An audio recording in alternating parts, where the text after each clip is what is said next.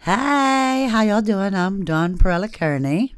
I'm giving a review on a book, a movie, an animated movie, a television cartoon, a documentary, live televised event I'm interested in at all times, every time, a television series, a musical story. Oh, I got a story for you. Let me tell you something. There was a CD for a DVD player. Yeah, I'm that old. And it was called Baby Mozart.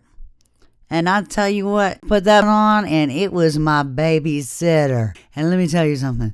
All those instrumentals, all those made my daughter smart. She's smarter than me. How many of y'all are Gen Xers? So I tell you what, the best thing that I ever watched. So when you was a kid, you did not like commercials. Even though that was your time to get up and use the bathroom or grab a snack. When commercials came on, it was like, great. Well, I mean, I was young, so I didn't know the commercials paid for that program. But I would be so mad. But I tell you what, there would be one commercial out there, and I know y'all will get it if you my age.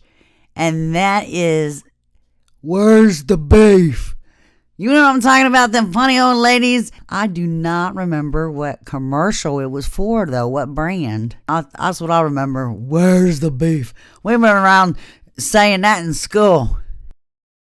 I am not a book reader. I can't do it. The words mumble together. I'm not good. All those words just collide and collage and camouflage what plot is of the book. I can't. I get about 20 pages in and I'm done. But I need to get used to reading. I'm about to be in a movie and I gotta read the screenplay. Yeah, I'm old, like I said. Also, I don't know, in my generation, or maybe a little bit, I think I was a little girl when The Little Mermaid came out. And she talking about, look at this stuff, isn't it? And she got all the gadgets and gizmos aplenty, you hear me? But she didn't have no legs. But I'm looking at her, damn, I wish I could change lives with her. I like all those things she has in a little cave. She can have my legs. Yeah, I want to be a fish. I want to be a fish with big boobs like that. And I'm going to swim around the ocean and I'm going to collect shells. So a live television event that I like to watch every year are the Grammys. I love to watch the fashion and I like the before interviews. It's fun. The celebrities get sponsored and they're wearing all this stuff that we thought was theirs. They ain't theirs. I mean, some of them probably buy their own outfits, but come on now. You are getting a check from Prada.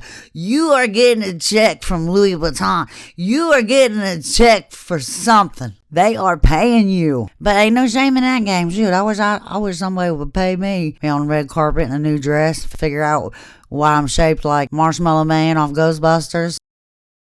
What's up with Casey Anthony? She's on TikTok. Oh my goodness, I remember watching that documentary. This bleep, bleep, bleep, bleep, bleep, bleep. How could she do that to her child? That documentary of Casey Anthony had an impact on not just my life, but everybody's life. You would really, really get away with killing your daughter, and guess what? It happened. I'm telling you, it's crazy that she's out here walking and breathing. I don't care how much money you have. If you wrong, you wrong. Let me go back to growing up because I'm getting mad, talking about that Casey Anthony.